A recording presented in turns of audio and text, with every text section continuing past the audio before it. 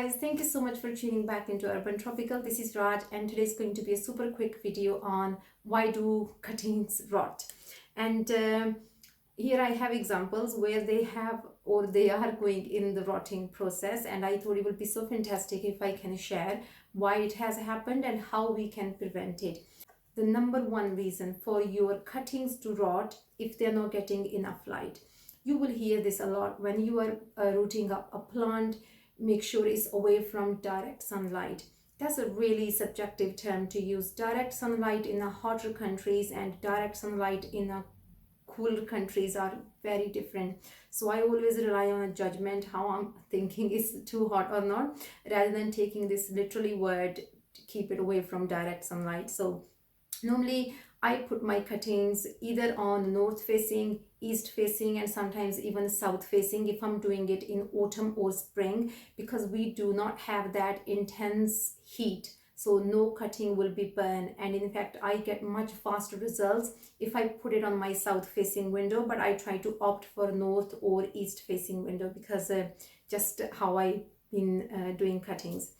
So when you are going to put your cuttings in water and you're going to put it in a very darker area, which I have done here, and I'm going to show you these ones. It's been over a month and you will find really no rootings here, and they are just, this one is specifically is rotting a lot more than this one. Actually this one is going to do a bit better. So it's really key factor, how much light are you giving to your cuttings. Two things can happen. One, it can go to the rotting process because it's just sitting there dormant, it's not getting enough light to do. Second, if it's getting a tiny bit light, it will start to root, but it will be a really slow process. So this was another prime example. They were sitting next to each other like friends. So this one is again over 2 months, and look how small the rooting is here. First, this one actually went into the rotting process, and I kind of wiped it all with the tissue and got into the hard tissue bit. And after that, I just moved it slightly. I still didn't bring it into a lighter area. It was a slightly better light than that.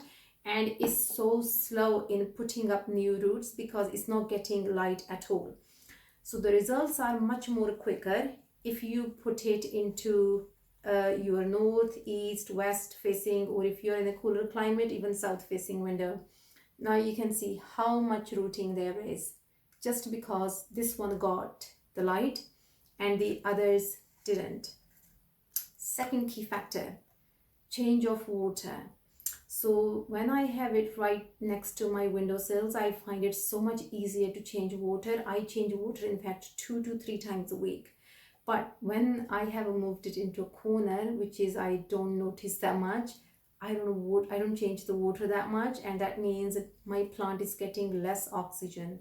So less oxygen will lead to having not a healthier plant, because we all need oxygen, and oxygen in this water will eventually go, and it needs to be replenished quickly so that plant can do what it needs to do to put up new roots. So when I change my water quickly and I give it light, cuttings are awesome. And when you change it to the low light area and you don't even change your water on top, and the results are not so good. I'm just going to actually put a few more pictures here of my previous cuttings which are planted now, and you'll see how amazingly they have rooted just because they got light and they got fresh water, and that's it. And same plant, same cuttings, the location makes it all the big difference. So I really hope that it was a useful video. Thank you so much for watching, and please click like if it was useful. Thank you. Bye bye.